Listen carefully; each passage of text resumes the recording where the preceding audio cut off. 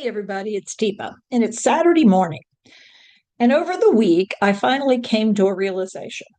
10 years ago, when I was in my early 60s, it took a lot less work to do an annual physical and follow up than it does these days. These days, I've aged, apparently. And I suspect some of you have done that too. And as a care partner, someone who supports and cares for others, it's super important that we take care of ourselves. Agree with that. So, over the course of time, I try to keep up with things, but fortunately for me, I've been healthy, except for my teeth, which I know in past episodes you've heard a lot about. Not my favorite part of my body. Still have issues, more happening. However, when it comes to general health, it's pretty much go in, do your physical. Oh, yeah. Well, 10 years ago, it was time for your tetanus. It was time for, let's see, a few other shots. Get your flu shot, get your this, get your that. We did that. Um, but these days, it's more complicated. Now, at 65, I got my wellness visit, and I will say that I did ask for a hearing test. And of course, the thing was, well, are you feeling like you need a hearing test? You want to do a cognitive baseline on? Are you worried about your cognitive? It's like, no, it's just, I happen to know that it's a good idea to go ahead and get a baseline when you think everything's all right, and then keep track of it. So, yeah, so we did that. Well, this last year, what happened was, oh, well, you have a little bit of, if you want, what we should do rather than me just screening, because the screening that I did 2 years ago said, you've got a little loss, but it's not anything to worry about. It's what you might have within, typical aging. So you're not hard of hearing, you're not having significant hearing issues. But rather than keep track of it at the office, since I have Medicare and I have a supplement and it's covered, all those things considered, perhaps you should go and get a good hearing eval by somebody who's really skilled in hearing evals. So I went over to do that, and they found that I had more of a loss in one ear and the other, and so we should check that out more. So then I had to go get that checked out a bit more, and it's like, well, it doesn't look like it's anything, but 2%, 12% of possibility it could be something else. Let's just keep an eye on it. Well, keeping an eye on it means every year now you got to go get that checked out, which means in addition to your usual annual, you get these other messages. Well, I have a couple of like skin tags. Well, you know what? You should get those checked out by dermatology. So last year I went and got them checked out by dermatology. Fortunately, dermatology said, unless you have new issues come up, you're good. See you later. That's just typical aging, which is good to know. I mean, I guess.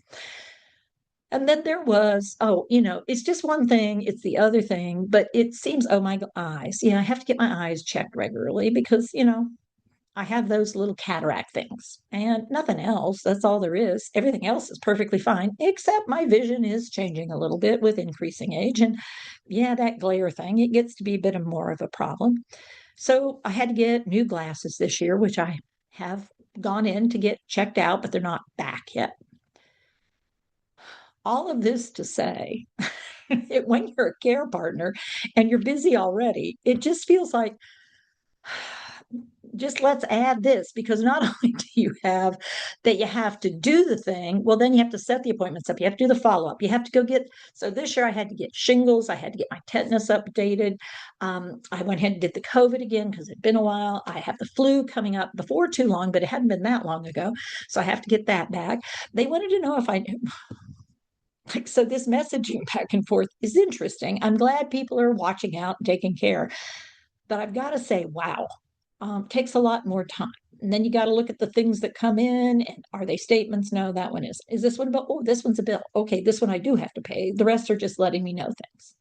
Oh, we got a refund on this one because they did pay a little bit, not enough to make it. You know how it goes.